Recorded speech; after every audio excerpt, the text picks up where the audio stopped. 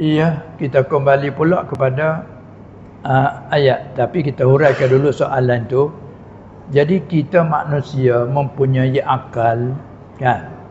Sama ada panggil jantung, hati, akal. Beberapa panggilan sekaligus ada satu makna. Setengah beberapa makna mempunyai satu makna. Kita pun mempunyai akal. Akal ini kalau kita nak panggil apa Melayu kita akal ni? Nak panggil apa? Apa dia? Pikiran. Letak imalat. Pikiran nak jadi kau yang tadi. Minuman. Tengok bila masuk nun belakang. Pikiran. Arti yang dipikir. Yang dipikir. Maka akal ini bukan kena ke yang dipikir. Kena kepada pemikir itu sendiri. Kan? Pemikir. Ataupun dengan kata lain. Jadi kalau pemikir ni, fikir ni, Arab lagi tu. Tak Arab ada. Tafakkaru, dah lah dia sebut. Tafakkaru fil khalqi. Wala tafakkaru, satunya, wala tatafakkaru fil khaliqi. Satu riwayat, fillah. Maka kita ambil daripada Arab capur Melayu. Berfikirlah kamu. Itu capur tu. Kanak Melayu tu. Kan? Jadi ada sebenarnya akal artinya pengerti. Seperti contohnya yang kita boleh nampak. Kita sini panggil nampak, kalau Jawa kita panggil tampak, dia kata tampak. Kita panggil nampak. Yang kita boleh nampak ni sebab ada apa di kita ini? Sebab ada basar. Basar itulah apa nak artinya? Itu kalau kita Baquratul Amani artinya pelihat. Kita sebut panca indera yang 5 kan. Kita ni ada panca indera yang 5. Satunya sam' basar artinya pendengar, pelihat. Syum pencium. Zauq pekecap ataupun perasa. Mas penjabat. Penjabat. Tu apa gedak dengan pejabat ni? Tak dah lain dah. Lain tak dah. Ataupun dengan kata lain takut keliru, penyentuh. Panggil juga. Jadi Allah Ta'ala menjadi di kita ni pejabat. Dengan itulah boleh kita sentuh. Bila kita sentuh terasa. Panas ke, sejuk ke, itu kita dapat dengan mas. Suara yang kita duk dengar nyaring dan sebagainya kita dapat dengan panca indera sam' pendengar. Yang kita nampak warna-warni itu ini dan zat diri kita nampak ada di kita basar, arti melihat. Dan kita dapat bau busuk, bau harum dan sebagainya, hapak dan sebagainya kita dapat dengan panca indera syum, pencium. Kan? Kita tahu pula air ini rasanya tawar, masin, masam dan sebagainya, pedah kita dapat dengan zauq. Pekecap ataupun panggil perasa. Itu dia. Maka 5 ini semua kita dapat dengan salah satu daripada 5 panca indera ini, hak yang dapat panggil mahsusat. Kecapan, ciuman, bauan, katakanlah. Itu dia panggil mahsusah.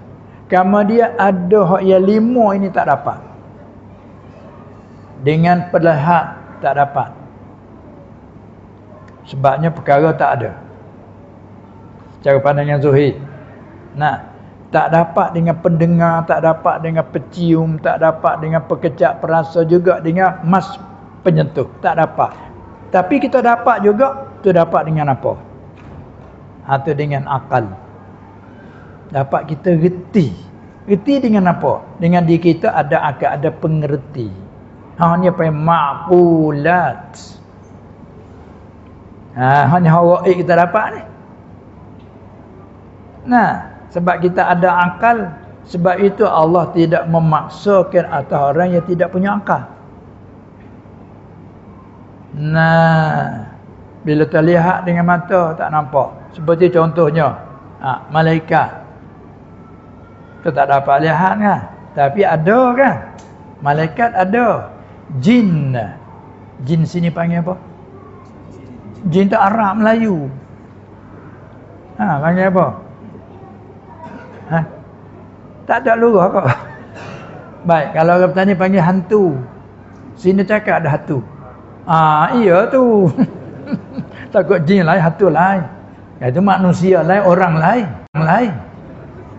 Manusia ialah orang. Jin bahasa Arab ialah hantu. Hantu itulah muraknya. Jangan kata tidak, semua ada kan. Kalau tidak, ayat Quran kah? Quran kata suratul jinn, surah sebut tu surah hantu. Surah hantu. Maka hantu sama dengan kita manusia dari segi makhluk Allah yang mempunyai akal, lagi mempunyai syahwah. Sebab itu mereka ini masuk dalam mukallaf. Kan? Wa ma khalaqatul jinna wal insa, kan? Mukallaf. Jadi jin sebab berpanggil al-jinn kerana pada lugah al-jinn mana apa dia gaib, lenyap daripada pandangan mata, sembunyi. Sebab tu anak dalam perut anak panggil janin. Anak bayi belum lahir panggil janin kan. Tu. Jadi walaupun kita tak dapat lihat, tak dapat dengar sekalipun, tapi akal kita terima adanya. Begitu juga Allah Subhanahu wa taala. Walaupun kita tak dapat lihat dengan mata kepala, tak dapat dengar dengan telinga pendengar kita, tapi Allah Taala menjadikan akal pada kita, boleh kita fikir tanda-tanda menyertai adanya. Kemudian dalam akidah kita pula, Allah itu tak kala bersalahan bagi sekalian makhluk, sekalian baharu. Segala apa sifat baharu, Allah Maha Suci. Kita pegang dah gitu kan. Tapi mari litasan. Kan? Mari litasan macam-macam litas. Panggil apa? Khawatir. Litasan begitu. Kadang-kadang dia takdir begitu. Begini mari. Adakah tepat nak soalnya? Salah tak kita ke mana ni? Semua orang ini belum kita pergi situ dulu. Masalah tu rupanya litasan. Jadi litasan itu adalah makhluk.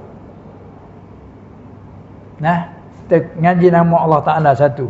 Huwallahul khaliqul bari'ul musawwiru lahul asma'ul husna. Ada setengah qiraat syadzah lain pada qiraat mutawatirah. Baca huwallahul khaliqul bari'ul musawwara. Yang mengaji kelima kata baca dengan isim maf'ul musawwara.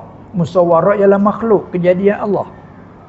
Allah yang menjadikan rupa bentuk.